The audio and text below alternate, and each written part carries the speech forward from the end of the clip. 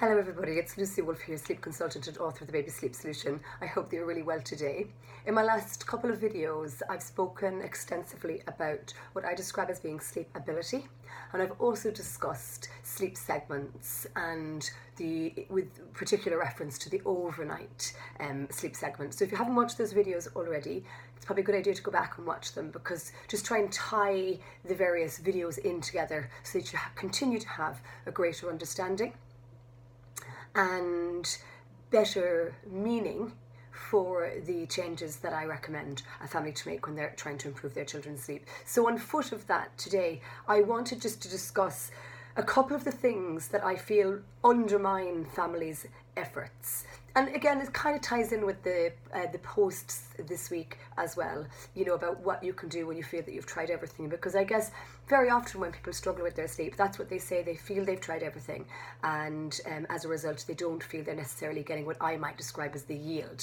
And don't forget, we're always looking for your child's personal best. We're not looking necessarily, although it would be nice for them to sleep through, what we're looking for is for them to have a deeper, more rested, less interrupted and age-appropriate type sleep for them, whatever that might be at any given stage. And I guess I know that if you have babies that are under 6 months of age, there's lots you can be doing, but it is a different approach. And again, I've covered that extensively in lots of different videos to date. And again, if you're in that world at the moment, it might be worth going back and looking at those, and bearing in mind that my book does cover from birth to 6 years of age as well.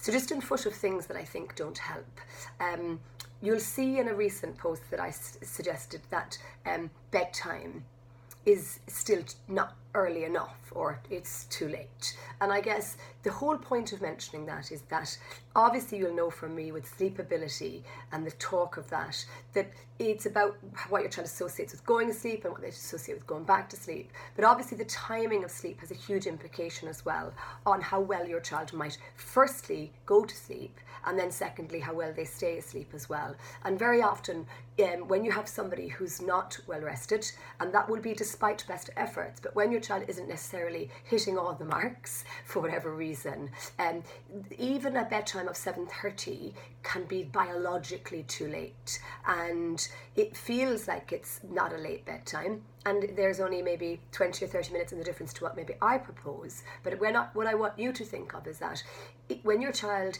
is not getting enough sleep, they have what I describe as being an overtired tank, and that overtired tank is continually full, and in some instances it's overflowing, and it's this tank staying full very much undermines the efforts that you make to improve your child's sleep. And one of the big things that we need to do is try and deplete that tank, and one of the ways of stopping that cycle is by having a much earlier bedtime, or aiming for your baby to be asleep earlier. And so as a result of that, I will always recommend when your child is 6 months plus and to 6 years, when we're trying to improve sleep, I'll always bring forward bedtime, and I will aim initially for them to be asleep by 7 p.m.